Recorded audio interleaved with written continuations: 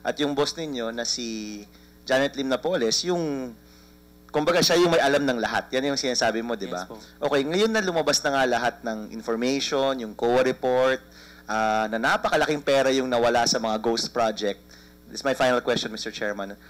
Ano ngayon yung nasa pakiramdam mo na nagtrabaho ko doon for so many years and now you're the star witness in this case, no? Anong pakiramdam mo ngayon? Unang-una, siguro katulad ng sinasabi ko nga sa aking pamilya, kay attorney, na siguro ginamit rin ako ng Diyos para buwagin yung ginagawa ng aking pinsan. Kasi nung una, katulad din sinasabi ko kay attorney, una hindi ko kasi maintindihan bakit ako kinuha ni Miss Napoles or bakit ako nasa kanya. So, nung una kasi sir, nakita ko kung nagde-deliver naman sila, so okay naman, may mga bidding din, so wala naman problema. Pero itong huli, so yun na yung hindi ko alam, hindi ko din alam na saan ako magsusumbong. Kasi syempre, ano ba lang naman ako? Syempre, isang simpleng tao lang, tapos ang magiging kabangga ko si Madam, tapos very influential pa, ang dami niyang connection, meron siyang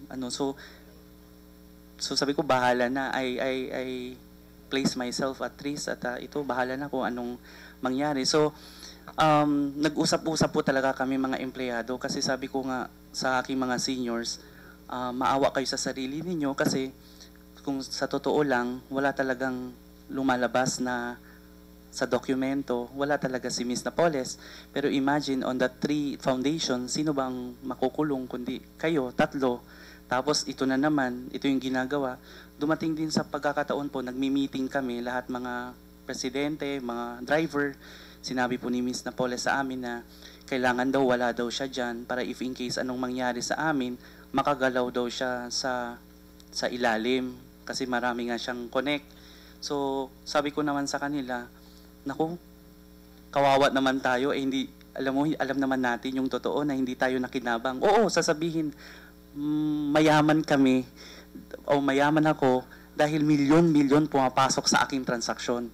Pero ang katotohanan nun, ay kay Miss Napoles nire-remit at sa kausap niya. Tapos pangalawa, ako po yung biktima. Ako yung ginamit niya. Dami lang ako dito na ginamit niya. At ang totoo naman, si Miss Napoles talaga. So, yun sir, nag-meeting ang aking pamilya rin, na nagkinuwento na nga kay Attorney Baligot na ito yung kaso. So, nung nag-usap kami ni Attorney, ilang beses na po ako umiyak sa kanya na sabi ko nga kay Attorney na bahala na Attorney anong mangyayari, but I have to tell everything. I know I place myself at risk kasi alam ko na ang kalaban ko lang si Miss Napoles at nag-extend na siya hanggang doon. Pero okay lang, sabi ko okay lang, but para sa taong bayan, gagawin ko yun. Okay, thank you. Thank you, Senator Bam.